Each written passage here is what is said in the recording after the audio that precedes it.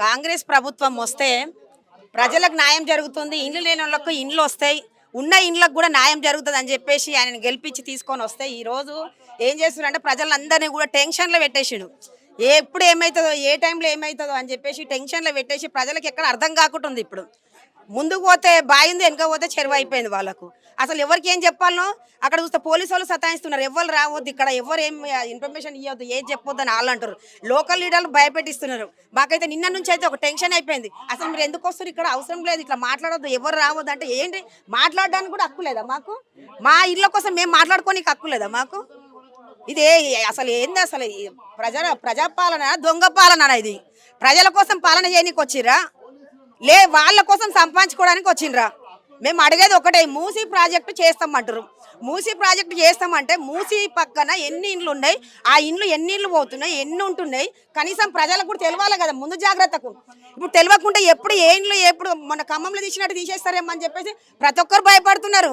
అది కాదు కదా వాళ్ళ పరిపాలనలో మేము ఇది చేస్తున్నాము, దాంట్లో గిన్ని ఇండ్లు పోతున్నాయి, ఇది ప్రాబ్లము ఇది అని సమాధానం చెప్పాలి. ప్రజలకు సమాధానం చెప్పకుండా ఖాళీ మూసి నుండి 50 మీటర్లు రోడ్డుకు తీస్తాం ఇండ్లు అని చెప్పేసి ఖాళీ మీటర్లు తీస్తామని చెప్తారు. అందులో ఎన్ని ఇళ్ళు పోతే తెలియదు కదా, ఎన్ని ఇళ్ళు పోతాయి అసలు ఏంది.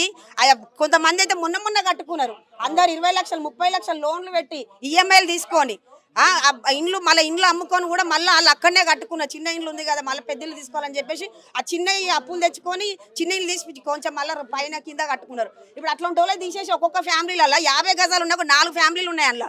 అంటే అందులోనే పార్టీషన్ వేసుకొని ఉన్నారు. మరి ఇప్పుడు అక్కడ ఎక్కడో తీసుకుపోయి అక్కడ వేస్తే ఉన్న ఒక్క ఫ్యామిలీలో 4గురికి ఇస్తారా మరి ఇండ్లు?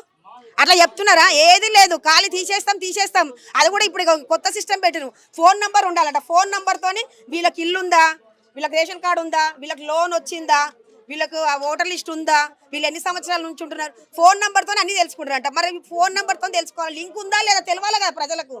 ఆ లింక్ ఉంటేనే కదా వాళ్ళకి ఇల్లు ఉంది లేని తెలుస్తుంది. అసలు లింక్ కూడా ఉన్నదని తెలియదు. ఆధార్ కార్డు లింక్ ఉందా లేదా, కనీసం ప్రజలకు ఏ అవగాహన లేదు. అసలు ఏం చేస్తున్నారో ఈ ప్రభుత్వం తెలియదు. అచానక్ వచ్చి ఎప్పుడు మీద పడుతున్నారు అని చెప్పేసి టెన్షన్లో చచ్చిపోతున్నారు పబ్లిక్. మొన్న 2-3 హార్ట్ అటాక్ వచ్చి చనిపోయారు.